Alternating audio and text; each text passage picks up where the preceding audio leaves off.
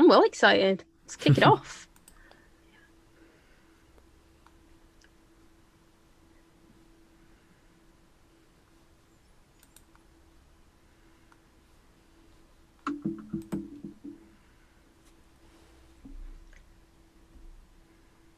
And I think we are live. Wonderful.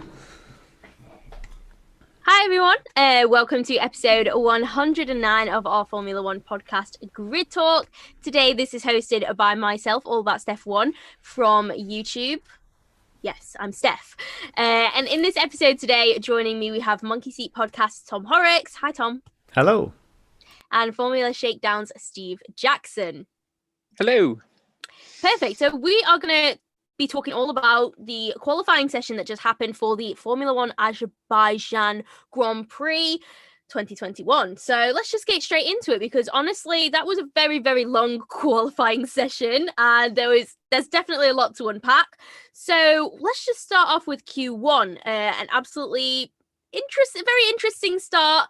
We had an incident from Lance Stroll, and then he ended up not being able to set a time. And then later on in the Q1 session, we had an incident from Antonio Giovinazzi. So we saw two red flags in Q1. Let's start with Lance Stroll, because he was first to crash out, shall we say. So what went wrong with Lance's lap, Steve? And do you think he's going to be able to claw it back tomorrow? Not sure, considering the performance of Aston Martin so far. Lance has put in some good performances this year, considering the limitations of the car, but that just seemed like a bit of a clumsy mistake. Whether he didn't have enough temperature in the especially in the front tires or not, I don't know. But he'll be kicking himself for that. And he was obviously incredibly pissed off at himself immediately afterwards. You could see the body language. He's he'll be starting from 19th, so he's got a lot of work to do tomorrow. He'll clear the two Haas's and the two Williams pretty quickly. He'll probably get through Raikkonen as well, but then he's got Daniel, Esteban Ocon, his teammate Seb in there, and also Bottas as well. So that sort of that sort of, last half of the midfield is going to be quite competitive. So he'll have his work cut out for him, definitely. Yeah, I think it's one of his strong tracks as well, though. So even though he did qualify quite poorly, I think he'll be able to do a good job in the race tomorrow. Maybe that's me just being very, very hopeful, but he is usually quite quick around back here. So I think that's part of the reason why he must have been so upset as well after the incident in qualifying, because this is usually one of his better tracks. We've seen him on the podium before, 2017, I think it was. So yeah, he's a good driver on this track. So we'll have to keep an eye out for him in the race tomorrow. Tom, let's talk about our other crashed out member of Q1. So Antonio Giovinazzi out at turn 15, I think. So that one was catching a lot of the drivers out throughout the entirety of the weekend so far, and it's definitely going to be one to watch in the race tomorrow. So what went wrong with Gio? Why did he go for that corner when it was very abundantly clear that he just was not going to be able to make it? Yeah, it did seem a bit odd, to be honest. He seemed completely overcommitted. Got again a little bit dusty that area of the track, and just should have bailed out. Absolutely should have bailed out. He's been sort of tit for tat with his teammate all weekend, and doesn't really. He scored points at Baku before, so it's not like it's a bogey circuit for him. But we never know what's gonna happen at this track. He's in a car that's I suppose if you're going to have a few retirements, it could sneak into some points. It's probably going to be ahead of the bottom three teams, and may have to fight a Lance Stroll coming through. As you said, he's had some good results on this track before. I guess really his race is going to depend on can he keep Lance Stroll behind him. Can he push forwards, and how quickly can he clear the Haas's and the Williams and try and get himself back into contention? He could potentially look at going off strategy and try boxing early and then running long to the end on some hard tyres, and just see if he can get himself into a position where he needs to be overtaken. Then that's really his only chance in the race. But certainly qualifying wise, he'll be very disappointed to be the second driver out in qualifying after that crash. We saw quite a few crashes, but we'll get onto them later. And the rest of the Q1 eliminations include both of the Haas and Nicholas Latifi. So let's lump the Haas together. It's just not a great car, is it? I mean, there's not really much more of a story to tell. Neither of them crashed out, so technically they both, got times on the board. They finished the session, so that's positive. As a lot of the drivers can't say that. So yeah, what can the Haas really do tomorrow, or are they just going to be ambling around at the back, Steve? Yeah, I mean, we won't expect them to get anywhere sort of further than where they are at the moment. I'm not a fan of Mazepin at all. I don't really know many people who are, but I will say that he is displaying a bit more confidence, especially with his back and forth with his engineer. So he's a bit more willing to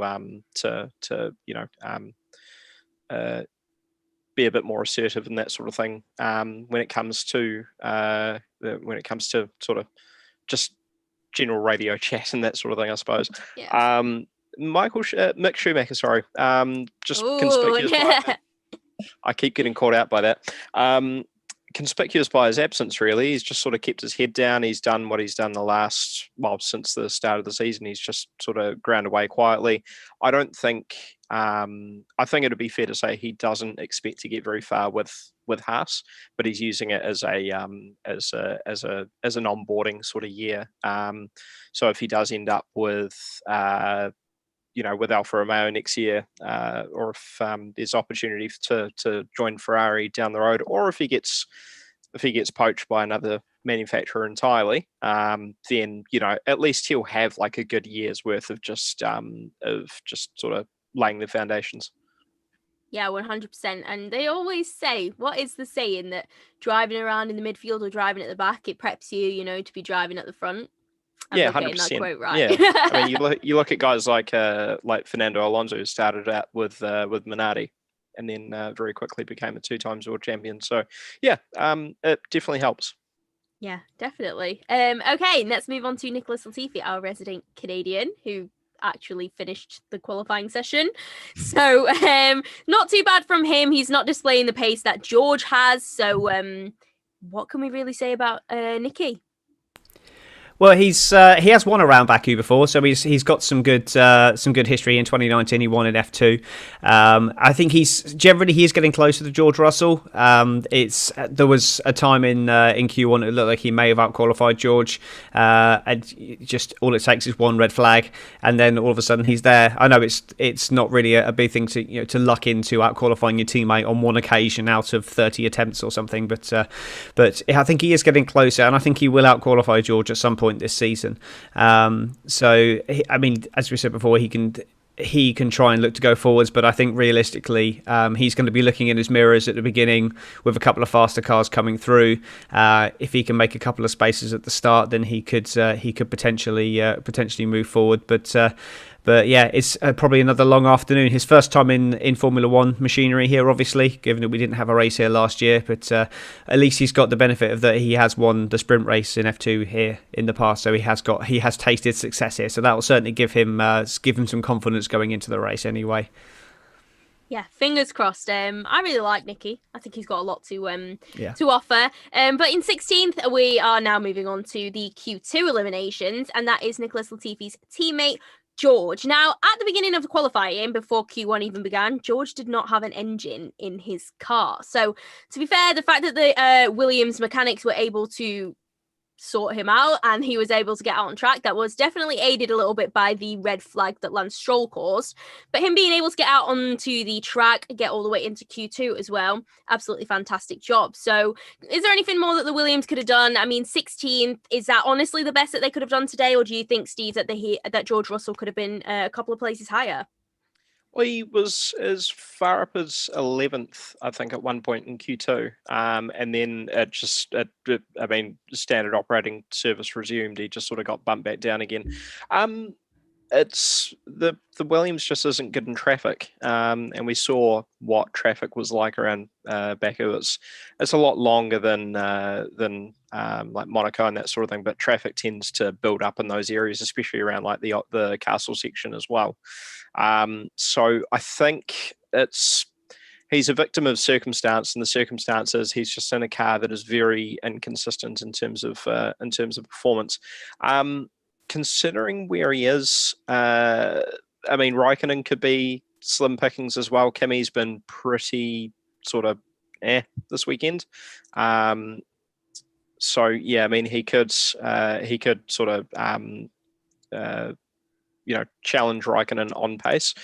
Considering the amount of exits from quali that weren't anything to do with lap times, he could also just capitalize on DNFs from other drivers and move his way up. There is opportunity for points.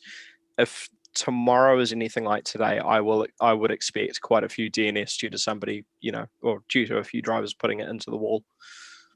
Yeah, well, we've seen quite a few red flags and quite a few crashes already. I wonder if the drivers are getting it out of their system before the race tomorrow, and then it's just going to be everyone finishes, DRS train the whole way around, and we're just going to be blessed with absolutely no action. But fingers crossed it's not going to be like that. Or it could be Monaco 1997. So we'll see. We'll see. We'll come back for the post race podcast, and then you'll see. You'll find out what we thought about it. Anyway, moving on to Kimi Raikkonen in 14th. Like Steve was just saying, Kimi just hasn't really been on the pace. I think that Gio was looking much pacier than Raikkonen this weekend, and he could have potentially out-qualified him had he not had the incident.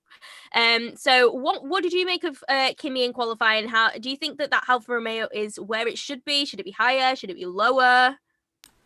Well, I think given that he's qualified exactly where he finished Q1 and finished practice 3 as well in 14th place. So, and then his highest position was in practice 1 with 11th place, and you can't really base anything on practice 1 anyway. So he certainly shouldn't be any higher than that. It's not really been a great hunting ground for him either. I know most of his time he's been there has been while he's been in an Alfa Romeo, but so 2019 last time he was here, I think he scraped into the points, maybe 10th place. I think he might have got in the race just a single point. So yeah, I think he's where he deserves to be. And again, it's going to be difficult to see where he's going to go from there. With the fact that we've had a really quite exciting practice and qualifying sessions, what will probably end up happening is we'll probably end up having a dull race like in 2017 in the first race when we had all the action in the F2 and F3 or GP2 and GP3 races where there was just red flags galore and restarts leading to pile-ups and everything, and then they come to the F1 and it was the most boring race in history. And then the following year all hell broke loose. So it's difficult to say. It seems to be win or bin this race. So I think if we get an early safety car, then we'll be in for a long afternoon and a good long afternoon, if that's what I mean, like a Canada 2011 type long afternoon. Oh, jeez. I don't know if I have 4 hours to spare. So it's but I mean back to Kimi Raikkonen. Yeah, it's difficult to see where he's going to go from there, but I think it's going to be one of the hardest prediction ones we can get with this, given that we got a bit of an odd pole sitter, which we'll get to later. We've got a mixed up grid to some degree. They're not all running side by side. They're a bit that some of the teams are a little bit binary in their results. So I think it's going to be a very tough call for predictions, and I might have some interesting bold predictions from people as well. So literally, I wouldn't be surprised if Raikkonen finished 20th or 5th. It's kind of one of those races, to be honest. You just can't predict it. I couldn't tell you how it's going to end. So yeah, you're absolutely right. And speaking of having a mixed up grid, it is completely chaotic. And we get onto the chaos now because we move up to 13th, which is Daniel Ricciardo. Now, we obviously know he's been struggling a little bit with warming himself up in this new McLaren car. Obviously, last time out in Monaco, it wasn't great for him, but Baku is another strong Ricciardo circuit, I'd say, like Monaco supposedly was, but he didn't really run so great there. But Baku, I was expecting a little bit more from Daniel Ricciardo, but obviously he ended up crashing. Was it turn 3? I think he ended up crashing out on... Yes, pretty early on in the lap. Yeah, sounds right. Yeah. So not great for him. Just had a little lock up of. Oh, it wasn't so little. He had a lock up of the front left tire and ended up going straight into the barriers. It was quite a hefty shunt as well. So yeah, a little bit disappointing for Daniel, just not as precise as he used to be, Steve, or as we've seen him be previously. And as we were going on board with a couple of his other laps as well, we were seeing that he is picking up a lot of understeer and he's really fighting that car on the exit of certain corners, especially on the exit of turn 4, I think. So is that car just not working for him? And is that why he ended up in the wall? There's possibly been a bit of, I won't say overinvestment, but obviously McLaren are quite keen on doubling down on keeping Lando Norris. They've re-signed him for a few more years, so there will be an element of designing elements of the car that work for him. Daniel's just not really looked onto it this weekend. I mean, practice 1, he was up in, I think, 5th or 6th, or floating around there. So, but as Tom said, you can't take those early practice sessions on like it, you just can't really factor them in. And he's sort of just mulled around that midfield. Even before his crash, I think it was 0.7 of a second off where Norris ended up. So Daniel did a 1:42.5, Norris did a 1:41.8. So there is quite a big pace deficit there over the course of an hour-and-a-half long race. That's a massive amount of time that he's losing. I was kind of hoping that there would be a change of fortune this weekend. So he really needed just a good result, especially after Monaco, where he was just nowhere. But this just looks like to be another Monaco so far.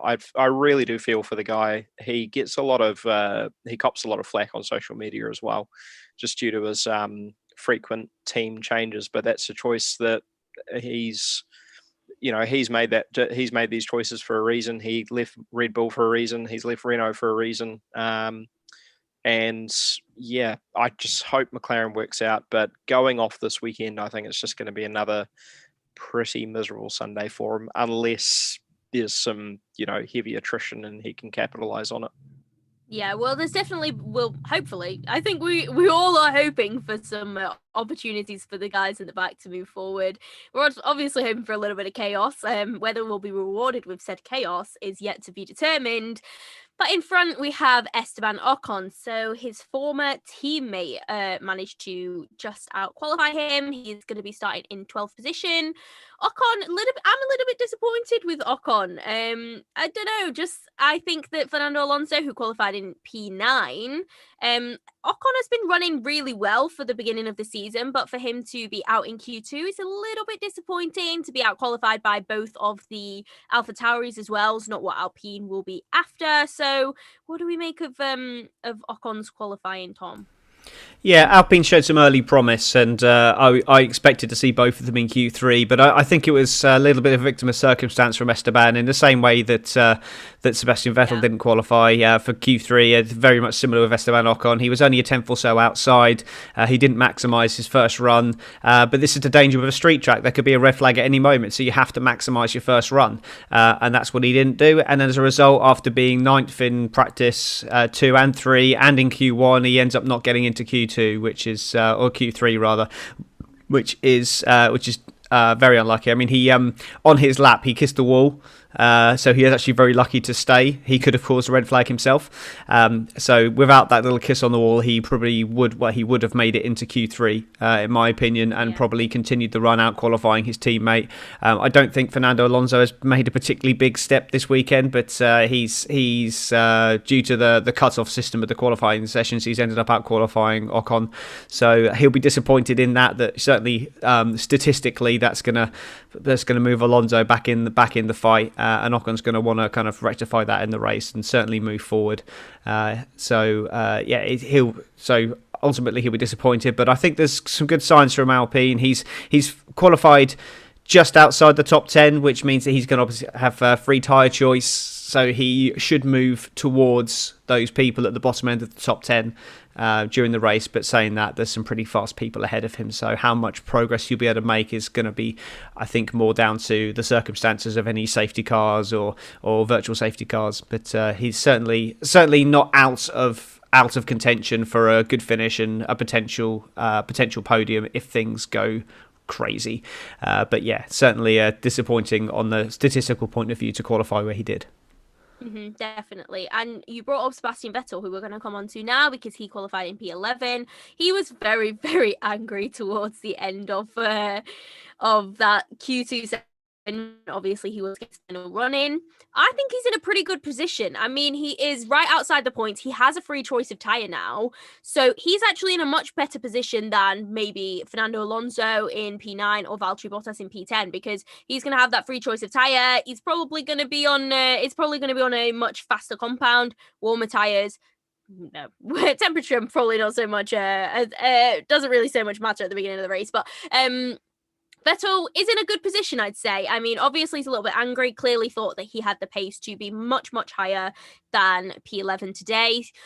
But do you think he actually could have? Because I don't think the Astons were looking as strong as some of the other midfield cars throughout this weekend. Steve? Nah, looking at his P1 and P2 sessions, he ended up 15th in both of those. P3, he was 11th, qualifying 11th.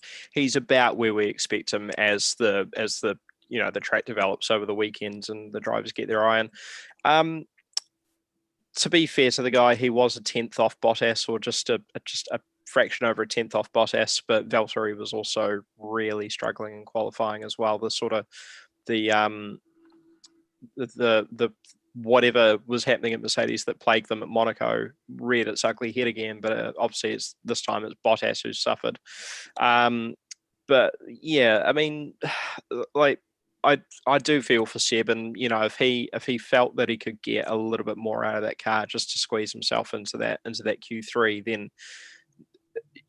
we can't doubt him. We're here talking about it. He's out there doing it. But based off the results and just the general performance that he's shown so far this year, besides Monaco, it's about on par for Seb, I think, which is a real shame because we know what he's capable of. I've said this before. He's a 4-time World Drivers' Champion, and he's now sort of languishing in the tail end of the midfield. It's not really where he needs or deserves to be necessarily, but I don't think he was going to get any further than where he did. Frustration aside. Yeah, 100%. But we move on. So we've talked all about who was eliminated in Q1, Q2. Let's move on to Q3, which is the interesting one, the one we've all been waiting for. And in P10, we have the shock. Or is it a shock after seeing the pace this weekend? I'm not sure. It's a shock, but also not a shock to see that Valtteri Bottas in the Mercedes is in P10. So why was it not clicking for Valtteri this weekend? I mean, we saw that the Mercedes were struggling with pace throughout the practice sessions. They kind of came to qualifying, and Lewis was able to, do some brilliant stuff and be like, oh, okay, hi Mercedes, nice of you to show up. But why did that not happen for Valtteri? Why did he end up all the way in P10? Well, yeah, looking at his statistics for the weekend for where he finished each sessions, you would say you wouldn't be surprised about finishing 10th. But the Mercedes were gradually dialing him back in throughout the whole of Saturday through practice 3. Q1 although he was 12th in timings, that didn't tell the story of his qualifying session really. And he definitely had time in hands, and he was he was definitely back of the queue when God was handing out luck. So he's very, very unlucky to be where he is. But what he will take solace with the race in that he is good around this track. He won here in 2019. He should have won in 2018. He came from the back to finished second in 2017, so he's had some good results here. I don't remember what he did in 2016 with the Williams off the top of my head, but certainly in a Mercedes he's been a force to be reckoned with on this track. So I think he'll take solace in that, and he will definitely be looking to move forward in the race. His qualifying session was just a little bit short on the final pace, to be honest. He's definitely recovered a bit more from practice woes, but he just seemed to be a yard off the actual pace. I would say probably 6th or 7th would have been where I was expecting him to qualify. So I have to admit, once the red flag was flown, I was looking at what was happening, and then I looked down and I was like, oh, where's Bottas qualified? And I was like, wow, 10th. That really did shock me, given how quick Hamilton was in the end when he got there. And I think the Mercedes definitely had some pace in hand, in Bottas's hands at the end, but just wasn't able to show it, unfortunately. And again, we go back to the old thing about the red flags. And I'll just steal a quote here from a friend, Sean Kelly, Virtual Statman. He tweeted out earlier saying, "I'm not sure there's been this many red flags displayed in Baku since the fall of the Soviet Union," and I completely completely echo that. And I just thought that was brilliant. That definitely needed a mention today. So and that's ruined so many people's qualifying. But to be honest, it's made the race for tomorrow, because it's put us in this great position where you've got cars out of position, you've got fast cars coming through, you've got slightly slower cars desperate to hold on to positions ahead. So it's teed things up. So I think we teams tend to have, it's either good or bad in Baku. I think we've got a good one tomorrow. I agree. Yeah, I think what I find in Baku as well is the races often alternate in terms of how well they are. So I think we're in for a good one this time. But I think the way that I'm thinking... It follows the football ABBA format, doesn't it? It goes ABBA because exactly. it was bad, good, good, bad. Yeah, so that would lend to being a bad one. But I think we're going to break that. Fingers crossed. Fingers crossed. I mean, I bet you we've just jinxed it all today because we're literally just praying and hoping. But no, nobody blame us if it's not a good race, okay? Please. Next up, we've got Fernando Alonso in P9. Now, we did talk a little bit about him being more lucky than teammate Esteban Ocon. But Fernando, it's not been a great start to his season, to his return to Formula One. Can he do anything? I mean, I think he runs quite well around Baku. There was that, was it 2017 where he finished P7 in that god-awful McLaren? So yeah, I think, fingers crossed, started the race with 2 wheels, basically. Yeah, fantastic. Good for you, Nando. So what can he do from P9 on the grid? Well, going off the way the weekend's developed, I'd say that's a P9 on genuine pace rather than, luck always plays a factor at a street circuit because, you are going to get people, bidding it. But his performance has actually hovered around that sort of, tail end of top 10. We've got P9, P6, P9 for the free practice 1, 2, and 3, and he's qualified 9th. So that's, it's a good effort. Obviously, the car's still not quite what he wants it to be, but I don't expect Fernando, or I didn't expect Fernando to be winning races straight away, but I did expect him to be sort of playing with Ferrari and that sort of thing as well. He's a monster of a driver, and he's one of the very few drivers capable of driving around a problem that a car presents, rather than he's a bit like Verstappen or Hamilton or somebody like that. Most of the time they'll be able to drive around a problem, whereas what we've seen so far this year is it's a bit more Bottas. His driving style's become a bit more prescriptive, and he is suffering a wee bit when the car is just not quite cooperating the way he wants it to. So I think we could probably expect him to stay there, provided he keeps himself out of trouble, which I imagine he will. It's the people around him, or the person directly in front of him who I'm not too sure about, whether he can keep it out of trouble. But yeah, I wouldn't be surprised if Nando stayed within that top 10 and scored a handful of points for Alpine. They'd appreciate it. They certainly need them. Yeah, definitely. They're going to be scrambling for the points this weekend. All right, so you alluded to who was in front of Fernando Alonso. We've got Yuki Tsunoda. So I thought this was a really good qualifying for Yuki. He did start off really well. He started off the season really, really well. And I think we all had a lot of high hopes, but then he kind of tapered off a little bit. And now he seems to be back with a P8. Both of the Alpha Tauris actually into Q3, which is fantastic for them. They're doing much better as a constructor than I thought they were going to do this year. So what can Yuki do from P8? I think that's a really, really strong qualifying from him, don't you, Tom? I do. Well, certainly for when you look at recent form, it is. I do think that AlphaTauri have actually been the most disappointing team of the season, given how well they looked in practice. They looked like they were genuinely going to be the third or fourth fastest car. And when you look at the likes of Daniel Ricciardo is ahead of those drivers in those cars, that just goes to show how bad a season he's had, and still ahead of these cars that were supposedly going to be fighting with them. So I do think AlphaTauri have been very disappointing. They've thrown away some results with regards to their strategies, and obviously one of their drivers has not been producing the goods. First race of the season, Gasly had a mistake.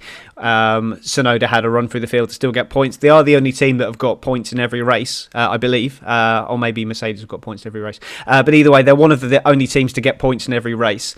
So that shows that they've been consistent, but they've been kind of consistently underachieving, but just in the points. I think but for him, it's good that he's got this. I believe it's his first Q3 performance under his belt now, so it's a shame that it ended with him in the wall. I was a little confused as to what happened there, because I mean they went in the gap in the middle, and I thought they were just doing the one run, but he was obviously doing a slow down lap and then went again for another attempt. So I was very surprised to see him in the barrier. I thought he would have been coming in on an in lap at that point, but he was obviously backing off and trying to go for a second one. And that's obviously then caused another driver to be distracted and end his qualifying as well. But it wouldn't have mattered because his lap was ruined anyway by that time. But yeah, I mean, it's good that he's had this. He's had a bit of a telling off, and looks like he's trying to turn things around and calm down a little bit. It seemed to be working until that last run in Q3. But let's be honest, he's in good company with the amount of people that hit that barrier today.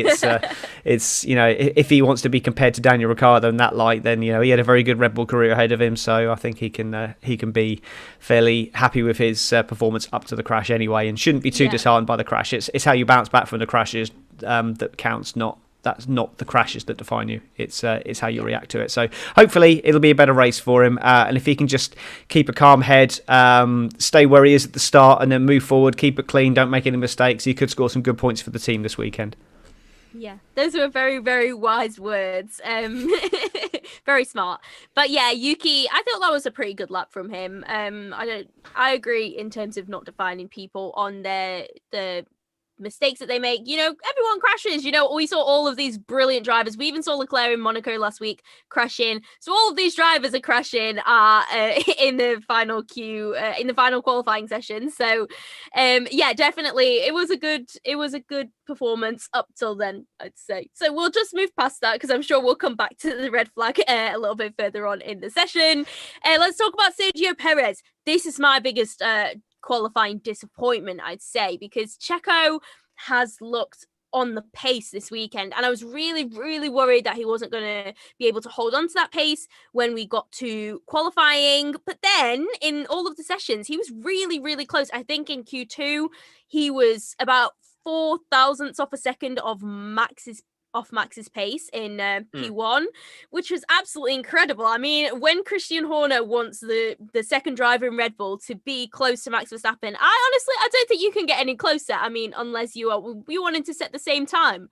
So I think he was doing exactly what he needed to do, but he didn't do it in Q3. And I don't know if that was, do we know if that was hindered by the Yuki incident? Was he on a flying lap towards the end? Do we know this? I think everyone was on a not everyone, but a lot of people were going quicker. Yeah. But as I said before, it's a street track. You've got to do it on the first attempt. If you don't do it on the first attempt, you risk the red flag. So I got no sympathy for anyone who had a bad first run, to be honest. Apart from maybe Vettel. Okay, so he's putting his harsh cap on today, so fantastic. But yeah, Steve, I was really, really disappointed with Checo. He's my biggest disappointment. Is he yours? Yeah, he has been for most of the season, to be honest. And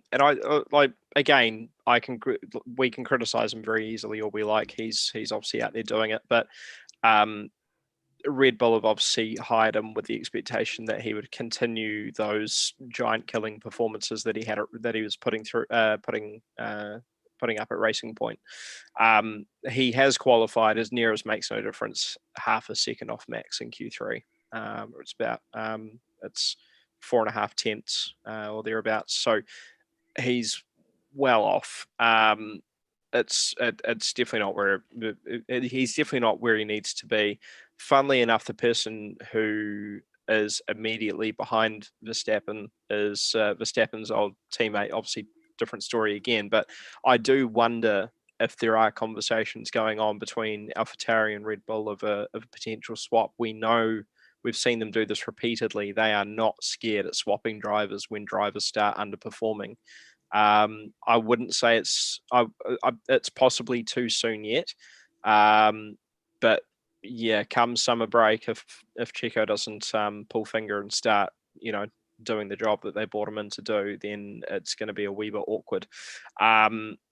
Rest of the weekend, he looked pretty good. So this was quite surprising. I'm not too sure what happens. I mean, as Tom pointed out before, everybody was on a flying lap, but if you leave it to the last, couple of minutes of especially a street circuit, this is generally what happens. He's got his work cut out for him tomorrow, and he's surrounded by some fairly unpleasant company. He's got Norris in front of him, he's got Sainz, he's got Gasly, and it's not going to be a pleasant day. I wouldn't expect him to get much further, bar a lucky safety car at an opportune time or just attrition. Oh, wow, that's interesting. Okay, I just want to jump on that. Do you and ask Tom, do you think that Red Bull will be considering a swap round about the summer break if it's not working out with Checo? Because I personally think they're going to hold on to him. I think if hell freezes over, they might consider putting Gasly back in that car, but that's the only time for me. No, I completely, I respect your opinion of that, Steve, but I completely disagree with it. I think there's something went on with Gasly and Adrian Newey and Red Bull, and there's no way he's going to get back in that car. I think Christian Horner's even come out and said it. He's there to be as a marker for young drivers. They'll keep him in the AlphaTauri. I can see no scenario where he gets back in. I honestly think they'll put Albon in before they put Gasly in that car. Wow. That's I because the thing is they love Albon and they really wanted him to do the job, but it just didn't work out for various reasons. But they still kept him in the program. They binned off Kvyat without a second thought. They binned off Hartley without a second thought. Then they brought Kvyat back in, then binned him off again. It's not. Whereas they've kept Albon, and they've given him the reserve drive, getting rid of was it Buemi was the test driver. He'd been there forever. They got rid of Buemi and put Albon in that role. So they obviously rate him. So I can see certainly Albon getting a test at the end of the year, and if Perez does fall off completely, then he would definitely be in the conversation. I think it would be Albon before it's Gasly. Even if Gasly wins another race this season, I can't see him back in that car. Yeah, Red Bull. I think the relationship is really just soured between Gasly and Red Bull, and I think I wouldn't be surprised at the end of this year to see him completely severing those ties with the academy as well. So that was just an interesting one that I just wanted to get everyone's takes on. So it's nice little side note. Yeah, a little bit of a side note. Enough. It's just such a dysfunctional team relationship. Yeah, that's fair enough, actually, Tom. I mean, I'd love to know what did sort of, put a bit of a wall up between Horner and every Red Bull driver he's had besides Max. But yeah, I don't think we'll ever know. But I just have this very, very horrible feeling because I rate Checo as a driver, but I've just got this horrible feeling that he's effectively signed his own exit from Formula One by joining Red Bull. Oh, no, don't say that. Don't say that. We're not cursing Checo today, okay? No. Let's move on to Lando Norris in P6. So on the pace, I'd say not the greatest he could have done. I think he could have been further up, actually, because but at the end of the day, the front is very competitive. So yeah, I'd say Lando's round about where he should be. I'm not sure really, Tom. Could he have done any more today?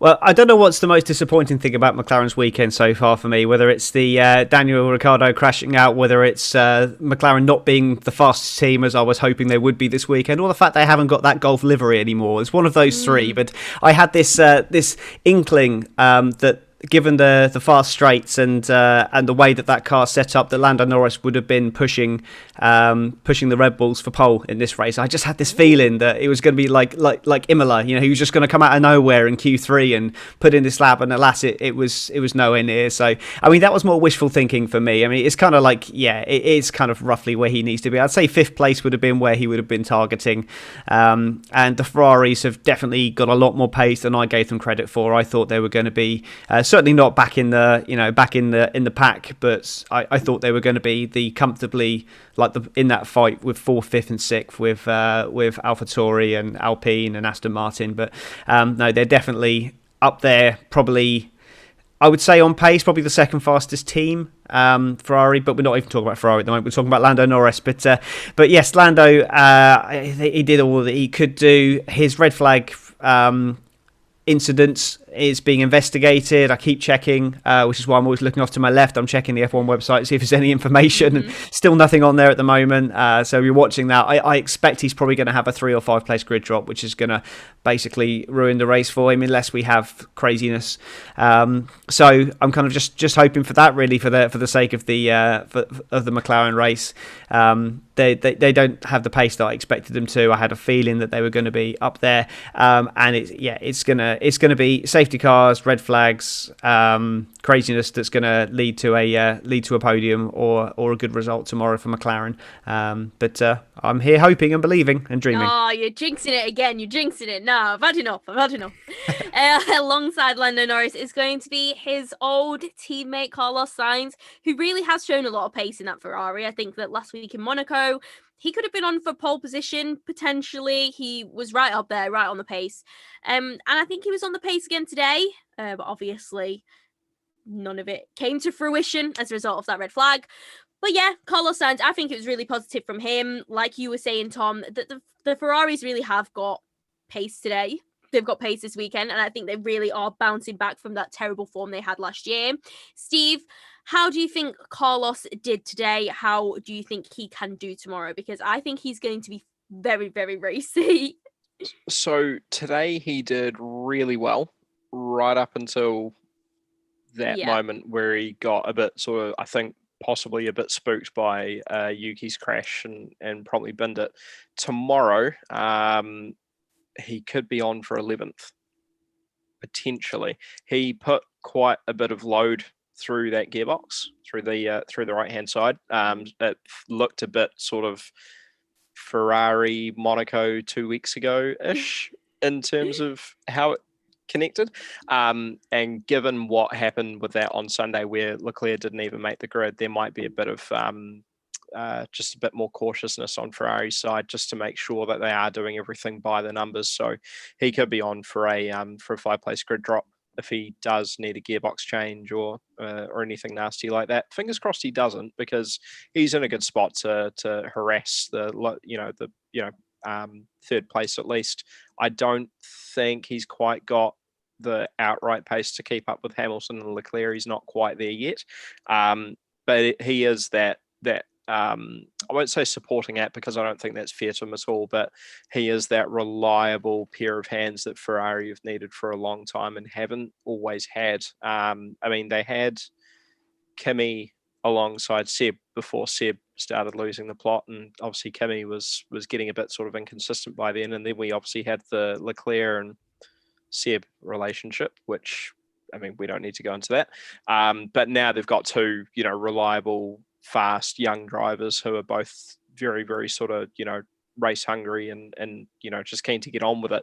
The good thing with that relationship as well, and this is something that we've seen in every race so far, or every weekend so far, is there's no internal politicking, something that Ferrari have obviously struggled with and suffered from immensely in the past. So it's nice that they've got the ability to focus on the job at hand and not worry about the sort of the back of house sniping and that sort of thing, especially the level it got to last year. So I think Carlos is on for a good race, provided he doesn't need a gearbox change. If he does, it might be a bit of a struggle to make up for it. Definitely. We could be positive for Ferrari, but we're moving on to the top 4 now. And I'm really excited because this is 4 different constructors in the top 4, which is 100% not something I would have expected coming into this weekend. But it has all been very chaotic. And this is what we mean when we're saying that everyone is out of position. So the top 4, Pierre Gasly P4, Max Verstappen P3, Lewis Hamilton P2, Charles Leclerc P1. Now, that was not the order of the top 4 that I was predicting by any means, but it's incredible. So let's start off with Pierre Gasly. Fantastic performance from him. He is a great qualifier. I think he's been doing some great performances this year in qualifying, but P4, absolutely fantastic. Could he have gone higher? That's what I want to know, Tom. Could he be in P3? Could he have gone even further than what he was able to do? I think he certainly scared a few people, didn't he? He going in the gap there. And obviously, he was quickest in P3 as well. And I know on the BBC coverage, I think it was Jolyon Palmer was saying that he thought he was going to get pole, which was take from that what you will. But he certainly did scare a few people, and he was going purple in sectors and I quite liked on the commentary where I think it was Paul di Resta said get Tsunoda to back out and give him a tow and then he would have got pole, and I think it's probably right. I mean it's probably not quite fair play, but I think if they'd have played that game, they probably could have got the box office result and certainly been up there in the top 2, and then given what happened with the second runs, they would have kept that position. And but yeah, it's an interesting situation. He's got himself into a very good position again. He's kind of a habitual 5th place qualifier, and he's there. He's gone one step higher this time, so he's never really had a lot of luck around this track. But hopefully he can put that right tomorrow. He's been quick all weekend. Every session he's been there or thereabouts in the top 5, 6, 7 places. So yeah, he's there genuinely on pace, and this is what I was saying about AlphaTauri at the start of the podcast about how they've got a quick car, and they've due to bad luck and due to strategy calls and a little bit of crashy, they've not quite got the results they deserve. So if they can keep a clean race tomorrow, they could potentially be on for a double points haul and really bring themselves back into that constructors battle, because they need it, because they're falling away, and they've got the car to be in that fight for 3rd, and they're nowhere near it at the moment. So they've really got an opportunity tomorrow to do that. So they need to work together, and they need to keep it clean and just bank some serious points. Wow, you've got a lot more faith in AlphaTauri than I did. I would never say that they were going to be in the fight for 3rd, but wow, you believe in them. Okay. Right, number 3. In P3, we have Max Verstappen for Red Bull. Now, Max has been looking very, very quick. I thought that Max Verstappen could potentially be taking pole position. He's going to be a little bit gutted with being in P3, I'd say. But I'd say that Red Bull is potentially the fastest car on the grid right now, wouldn't you say, Steve? And therefore, Max probably has a really, really good shot going into the race tomorrow, yeah? Yeah, I think in terms of race distance, it's probably it'll be up there in terms of the fastest car on pace. He definitely wasn't happy after Q3 in the media or the post quali interviews. He you could tell his Red Bull handler was slightly off to the side, and he said, can't remember what he said, dealing with loads of shit or something, and then he just looks off past the camera and says, I don't care, and just keeps going. So I do like that about Max, where he's very lax about that sort of thing. I think it's quite cool. Anyway, he didn't make nearly as big a step from Q2 to Q3 in terms of his fastest time compared to those around him. Hamilton gained just shy of 2/10. Leclerc was, 4.5 tenths. Gasly was a big step up as well, about 3.5 tenths. Verstappen just over a tenth. So he's, not too sure what to make of that. Whether it's a case of he sort of was on the very limit of that car in Q3, or if there was a bit of turn 15 apprehension considering what happened to him in practice 3, he put it into the wall. He's obviously done that before, but he's in a very different position now. We were talking about this in the live chat during quali. He's now leading the championship. He's never been in this position before, and I don't really know what that's going to be doing to his mindset.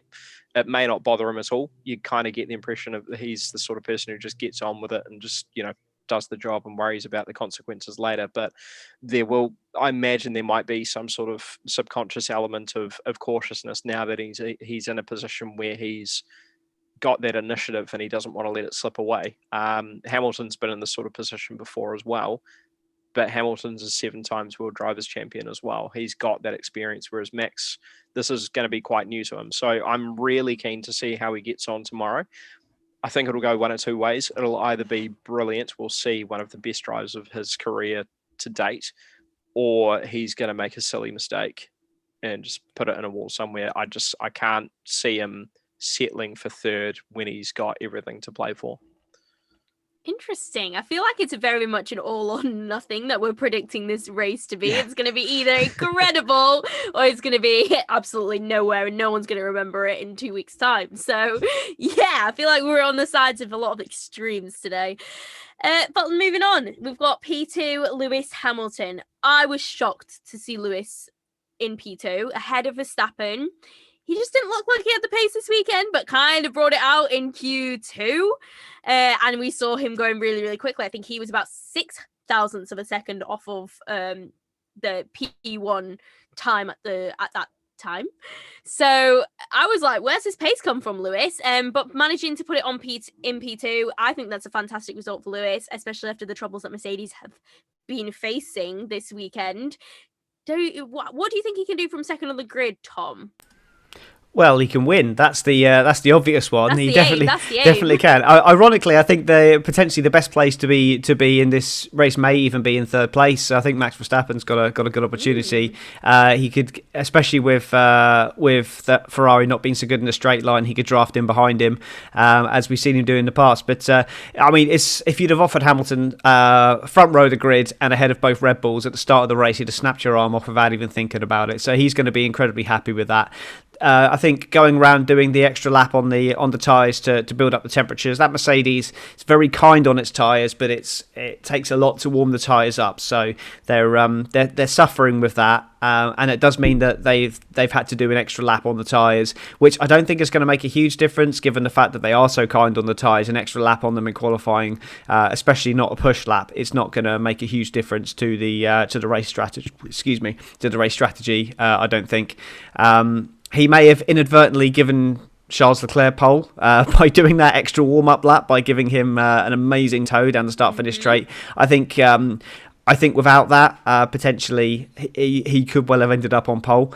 But that's kind of where you're at. That's the situation they were at. And in some ways, he may even prefer being second place alongside Charles Leclerc because he might be able to pull in behind Charles Leclerc and draft past him into turn 3.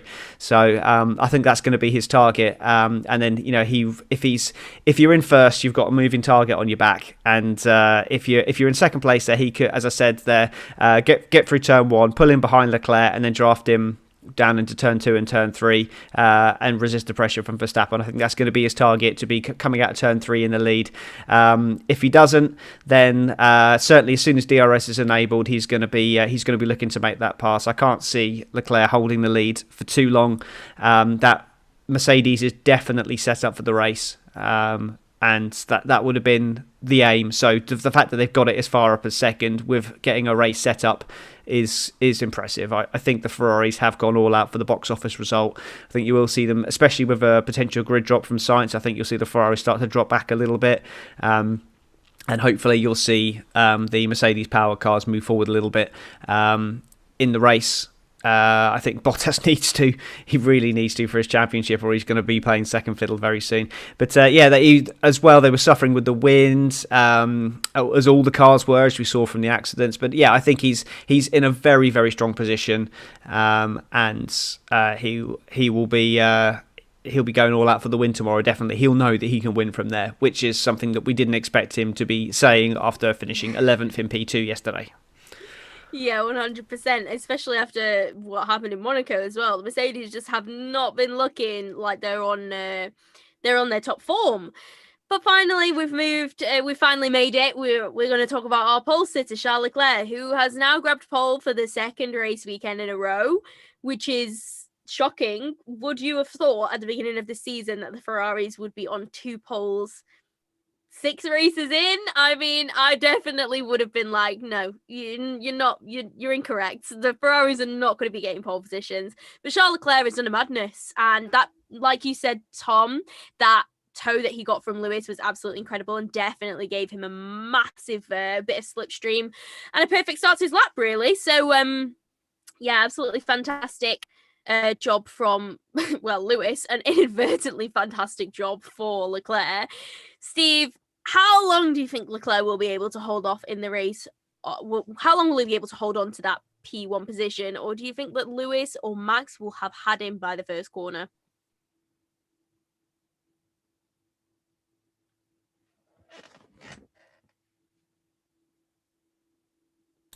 Steve, I think you're muted, mate. Sorry. Sorry. Can you hear me? Yeah, there you go. Awesome. Sorry, apologies. No, I think Tom's hit the nail on the head. I don't think Leclerc will be out front for very long unless Verstappen puts pressure on Hamilton straight away, which is also a possibility. If that happens and they start tripping each other up, then Charles has got a really good chance of just running away unhindered. I doubt that. But I wouldn't expect him to hang around there for more than a few laps unless, like I said, a miracle happens. Just going back to what you said before as well, Steph, I mean, like, obviously Ferrari had a shocker of a year last year. It was their worst year in 40 years in the sport. And they were obviously sort of talking about, in preseason testing, how they've made steps forward, but they weren't really expecting to be back where they wanted to be. They can be very happy with this. It's not an ideal situation when they've got their cars so spread out. But Mercedes are in the same position, so they can walk away from this weekend even if they don't get the win. They could. I think Charles is on for a podium. Sainz is in a good position, even if he does get that grid drop. I'd expect him to punch his way back into the top 10. But for Charles, it's a good opportunity for him to right the wrongs of Monaco and get a bit of payback for that balked drive shaft that caused him to not even start. So he's definitely got, I'd say he's got more than enough motivation to try and win. It's whether that car's got the pace to do it, and I don't think it does. Oh no, that's disappointing. But yeah, I agree. I definitely think the Ferrari is not really a competitor of Mercedes and Red Bull in terms of race pace, whereas they do seem to have that 1 lap pace, and that's why they're doing so well in qualifying. But I agree with you in saying that Leclerc is on for a podium. I think it could be very, very mixed up, honestly. I could not predict it, but I'm going to ask you to predict it. So, who's going to be the top 3 when the race finishes tomorrow? Tom, let's go with you first. Okay. I think we're probably going to see a grid drop from the Ferrari, and I'm going to hope that they're going to be leaning on Lando Norris. So I think we're going to see Norris move forwards into a podium position, and Verstappen's going to beat Hamilton to the win. So I think it's going to be Verstappen, Hamilton, Norris. Okay, I like that. Steve? Verstappen, Hamilton, Leclerc. That'll be me. Yeah, I think Leclerc will fade, especially later in the race when that first position will get pipped fairly early on, but I think that car will start to fade. We've seen that in similar sort of conditions, or similar tracks, I should say. Carlos late in Monaco just really struggled with rear grip, and it was bloody hot there too. I think Azerbaijan's hotter again, so we can expect that problem to be be exaggerated even further. Verstappen, I think, will just monster Hamilton off the line. He'll just get in his way and just won't let him past, and that'll be it. So I think first and third will reverse. Hamilton will stay in second. Max will extend his lead slightly, and that'll be it. Interesting. I like it. Okay, I'm going to say that we're going to see a Verstappen, Hamilton, Checo podium. I think that Checo's going to be really, really quick. I've got a lot of belief in Checo. But yeah, I do. I think, Steve, that's something really interesting to pick up on. I think in the fights that we've had between Verstappen and Hamilton at the beginning of the races, we've seen that that Verstappen is very aggressive at the beginning of the race. And I think that Lewis often let him be aggressive. I think Imola comes to mind when they had Imola 2021, where they had that contact and Lewis was kind of forced to yield. So I think that we could see something like that, but I don't think Lewis is going to give up very easily. So I think, oh my God, could you imagine if we had contact between them? Wow, how chaotic would that be? And then what would the podium look like? Oh wow, now I know what I want to happen tomorrow. So contact between those two is inevitable. It's bound to happen. Like it'll get to a point where there'll be nothing between them. It'll be late in the season. It'll still all be to play for, and they'll punt each other off. But the other thing to be reminded is Hamilton does not have Bottas anywhere near him to help out. Yeah, he's so far down the back, he may as well just not bother. In terms of playing the team game, he's been sort of hinting that he's unwilling to play the team game this year to try and assert his place in the team. But Hamilton's basically wedged between two pissed off teenagers. He's got a lot of work to do tomorrow. Yeah, I agree, because you could potentially have Perez up there in 5th place after the grid penalties pan out. So he's definitely going to be in the fight. Yeah, and Perez can block Bottas all he wants as well if Bottas starts moving his way up to try and support. It's just, I definitely think Red Bull's got the initiative with this one. Mm-hmm. Perfect. Right. Well, we are ready for the race tomorrow. It's going to kick off at 1 p.m. BST. British. Yeah, BST. I always get confused with those. So 1 p.m. BST is when the race is going to kick off. It's going to be either very, very exciting or very, very dull. We don't know which one it's going to be yet, but hopefully we're hoping for the former. So yes, we hope you guys enjoy the race. We hope you guys have enjoyed qualifying and the qualifying review. We'll bring this to an end here. We always broadcast these shows live on YouTube as they air. So make sure you like the F1 Chronicle, F1 Grid Talk on YouTube. Turn on those post notifications as well, so you are notified when we go live and you can see the show as it airs. These podcasts are all available on Amazon Music, as well as usuals, including YouTube, Verbal, Spotify, Google Podcasts, Apple Music, Omni Studio, and Pocket Casts. So just search for the title F1 Grid Talk. There is a massive back catalogue of shows. This one is episode 109, I want to say. We did say this at the beginning, but now I've completely forgotten. But the point Pretty sure you said 109, yeah. 109, yeah. So the point is there's a lot of shows for you to catch up on, not just race reviews. So just go and have a look through the back catalogue of stuff, see if anything takes your fancy, see if you want to listen to anything. We do have a subreddit, search for F1 Grid Talk, and we have a Patreon as well. So you can support us if you choose, help us get better mics, better recording equipment to improve the quality of this for you guys. So we will be back to tomorrow after the race to have a little review of the Azerbaijan Grand Prix. My mind did a blank then. So make sure you tune back in to see what happened after the race and our post-race review. But thank you so much for all listening. We hope you enjoyed this. Take care, and we